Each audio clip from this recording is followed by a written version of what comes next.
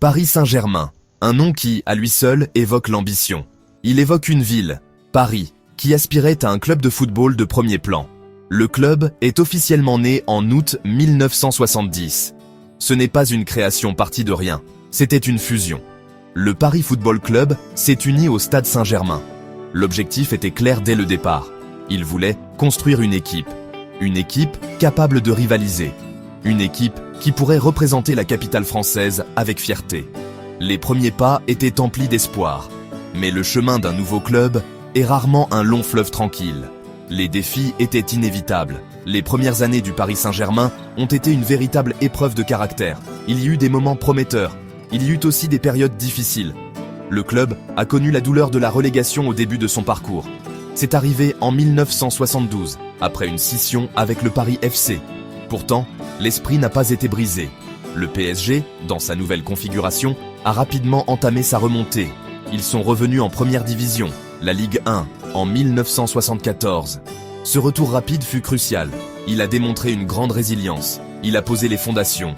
Des fondations pour la croissance future et pour les rêves qui prenaient lentement forme au sein du Parc des Princes. Le club apprenait. Les années 1980 ont apporté les premières récompenses tangibles à la persévérance du club. Ce furent des étapes importantes. Elles ont montré que le PSG était sur la bonne voie. Le premier trophée majeur est arrivé en 1982. Le PSG a remporté la Coupe de France. Ils ont réitéré cet exploit en 1983.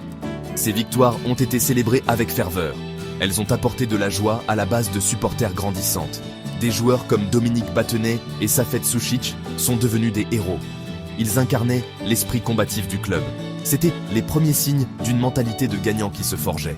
Le club n'était plus seulement un participant, c'était un prétendant au titre. La récompense suprême du football français, c'est le titre de Ligue 1. Le PSG a atteint ce sommet pour la première fois en 1986. Ce fut un moment historique. Il a confirmé l'arrivée du club comme une force majeure du football français. Gérard Houllier était l'entraîneur à l'époque. Il a guidé une équipe talentueuse. Des joueurs comme Luis Fernandez ont été au cœur de ce succès. Gagner le championnat était un rêve devenu réalité. Cela a établi une nouvelle référence. Cela a nourri l'ambition d'aller encore plus loin.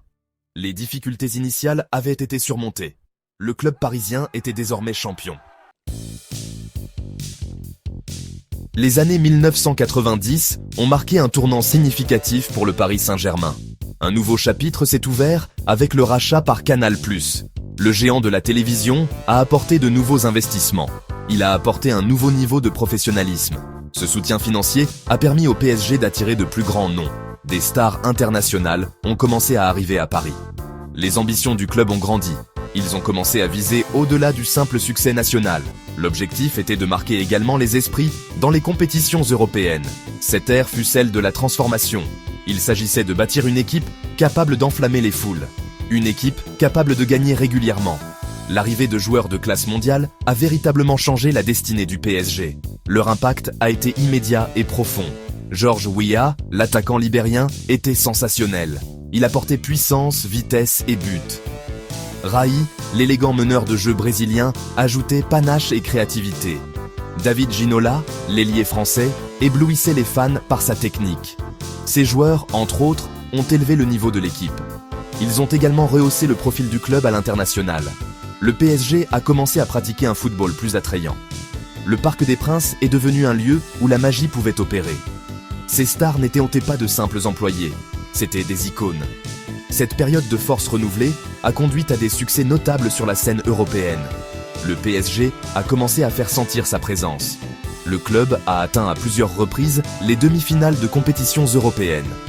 Puis vint le triomphe ultime. En 1996, le Paris Saint-Germain a remporté la Coupe des vainqueurs de Coupe de l'UEFA. Ils ont battu le Rapide de Vienne en finale. Ce fut un exploit historique. C'était le premier trophée européen majeur du club. Il a révélé le PSG à un public continental plus large. Les noms de joueurs comme Youri Djorkaeff et Bruno Ngoti, le buteur en finale, sont restés gravés dans l'histoire. Le club grandissait. Une nouvelle ère, encore plus transformatrice, a débuté en 2011. Qatar Sports Investments, ou QSI, a racheté le Paris Saint-Germain. Ce rachat a apporté une puissance financière sans précédent. Les ambitions du club ont atteint de nouveaux sommets. L'objectif n'était pas seulement de rivaliser avec les meilleurs, l'objectif était de devenir l'un des meilleurs clubs du monde. La stratégie d'investissement de QSI était claire. Signer des superstars mondiales. Développer des infrastructures de classe mondiale. Construire une marque globale. C'était le football qui changeait. C'était le PSG qui se préparait à entrer dans un cercle d'élite. Le projet était grandiose. Les attentes étaient immenses. L'aventure allait s'accélérer de façon spectaculaire.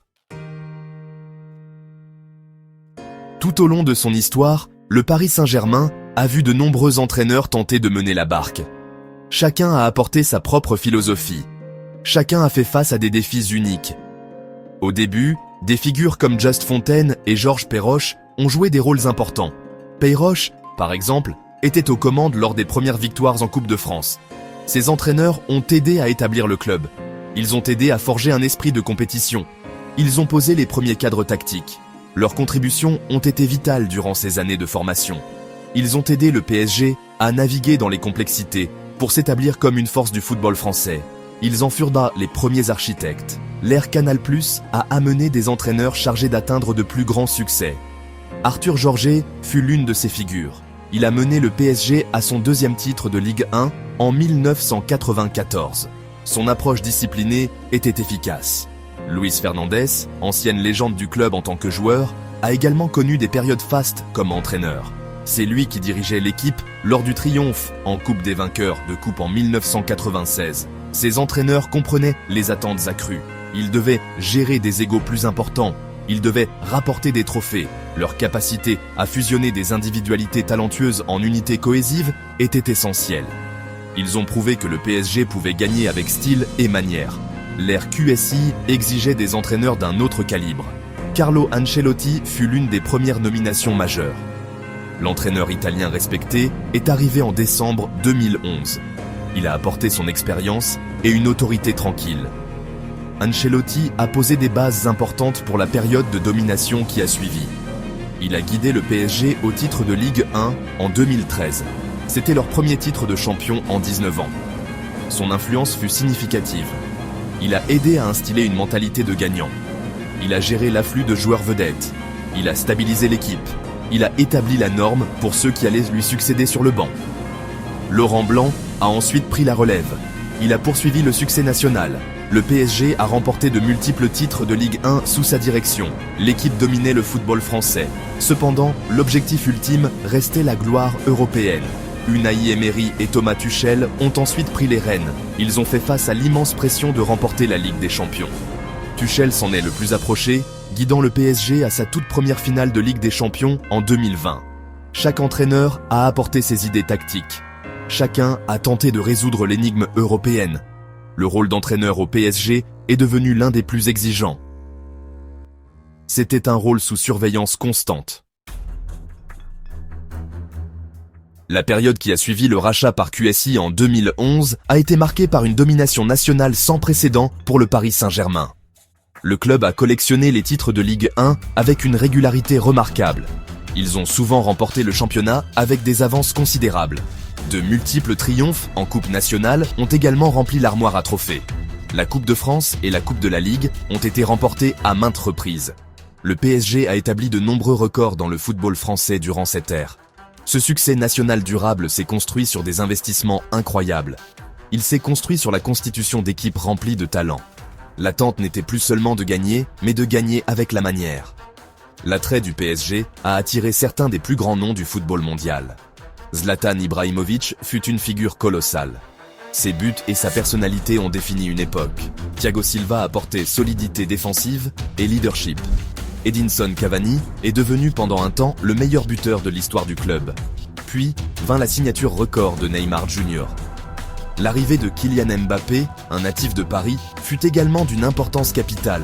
Ces joueurs ont attiré l'attention du monde entier. Ils ont apporté un talent incroyable. Ils ont fait en sorte que le PSG soit une équipe dont tout le monde parlait. Leur présence a transformé les jours de match. Ils ont fait du PSG une équipe incontournable à regarder. Malgré une invincibilité nationale, l'objectif principal sous QSI est resté la Ligue des champions de l'UEFA. Le PSG est devenu une présence constante dans les phases à élimination directe de la compétition d'élite européenne. Ils ont connu des victoires mémorables. ils ont aussi subi des défaites douloureuses. Le parcours jusqu'à la finale en 2020, où ils ont perdu de justesse contre le Bayern Munich, fut une étape majeure. Cela a montré des progrès. Cela a montré qu'ils pouvaient rivaliser avec les tout meilleurs. La quête de ce trophée insaisissable de la Ligue des Champions continue de motiver le club. C'est le rêve qui anime tous ceux qui sont liés au PSG. C'est la validation ultime recherchée. En 2025, le Paris Saint-Germain est solidement établi comme une puissance mondiale du football. Le club est plus qu'une simple équipe de football, c'est une marque mondiale.